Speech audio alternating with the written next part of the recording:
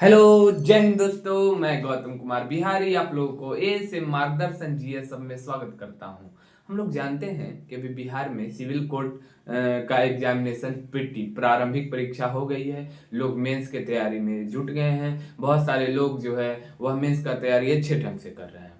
उसमें मेंस में एक लेटर भी लिखने के लिए आएगा, जितना भी नंबर का हो, 7 मार्क्स का, 10 मार्क्स का, 5 मार्क्स का, जो भी हो, उसमें लिखने के लिए एक लेटर आता है हिंदी और इंग्लिश में। ठीक है, तो मैं आज की क्लास में उसका फॉर्मेट लेकर आया हूँ। मेरे एक दोस्त आग्रह किए और सभी लोगों के लिए है। ठीक है, बहुत अच्छे मैं फॉर्मेट, एक ही फॉर्मेट लेकर आया हूँ और उसी फॉर्मेट पे हर एक क्वेश्चन, हर एक लेटर को लिखना है। ठीक है, और ज्यादा फॉर्मेट में इधर उधर दिमाग नहीं लगाना है, ए लिखे, ऐसे आपको क्या हो जाएगा, जंबल हो जाएगा। ठीक है, तो एक ही मैं फॉर्मेट पे हमेशा आपको लेटर लिखना है, उस फॉर्मेट पे। ठीक है, जब मैं आज डील करने वाला हूँ, हम लोग जानते हैं, हम लोग क्या जानते हैं कि लेटर जो होता है दो तरह का होता है। हम लोग लेटर लिखते हैं दो तरह के।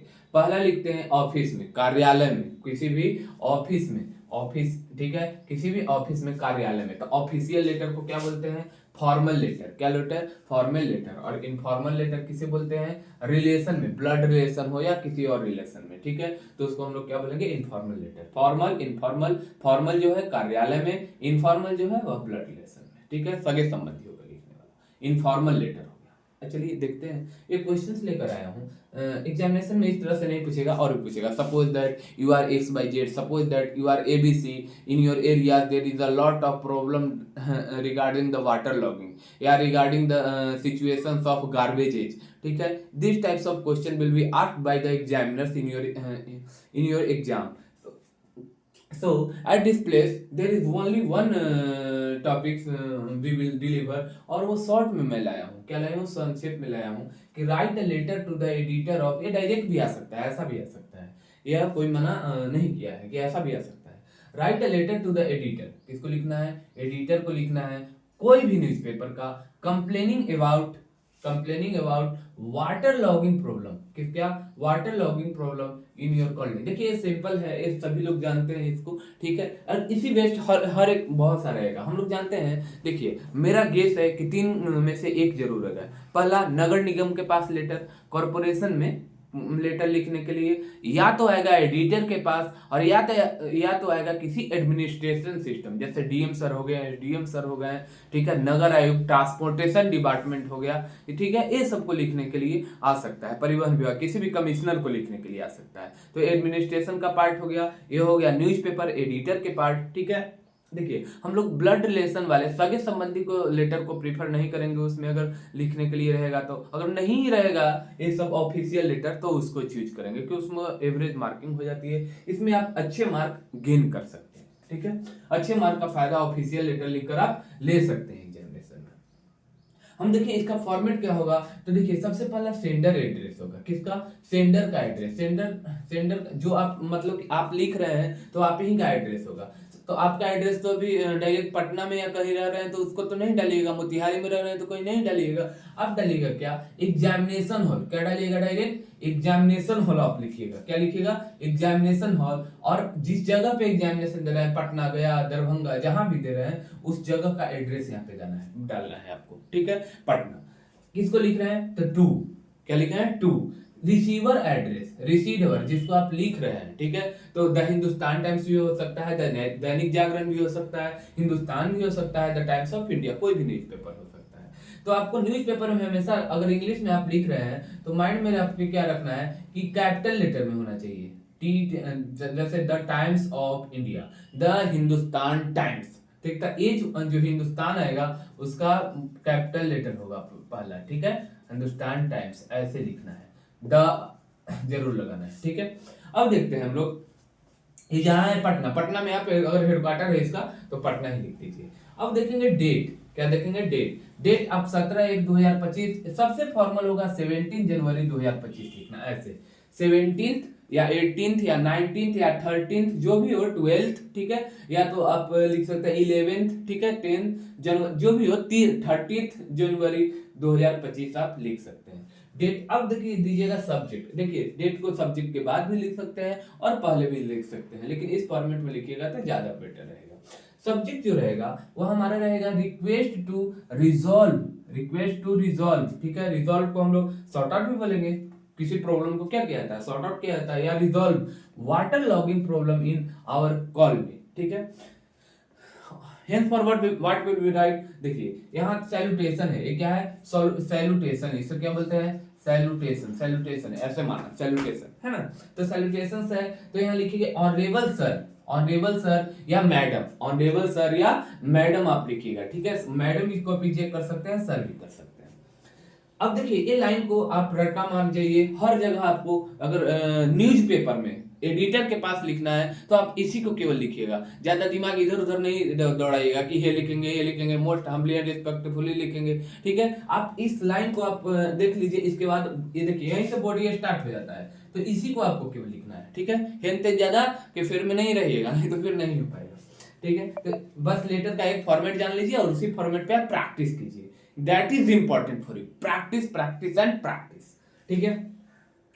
थ्रू द, देखिए क्या लिखे हैं हम लोग, through the column of your esteemed newspaper, through the column of your esteemed newspaper. Esteemed मतलब जानते हैं क्या होता है, प्रतिष्ठित होता है, क्या होता है, प्रतिष्ठित, ठीक है। आप esteemed newspaper, I would like to draw the attention, ठीक है, I would like to draw the attention, ये अटेंशन है, ये क्या है, अटेंशन, अटेंशन है, डबल टी है, ATTENT है, attention of the concerned authorities, जो वाटर लॉगिंग प्रॉब्लम से कंसर्न्ड अथॉरिटीज है उनको लिखें, concerned authorities responsible for maintaining, क्या मेंटेन करने के लिए, सीवेज एंड ड्रेनेज। हमारा नली गली सही रहेगा तभी ना होगा जी, क्या साफ सफाई, मतलब वाटर आएगा निकल जाएगा, नहीं तो पटना में जल जमाव एक बार हुआ था ना, तो ऐसे हो जाता है, तो ड्रेनेज सिस्टम को दुरुस्त करना पड़ता है।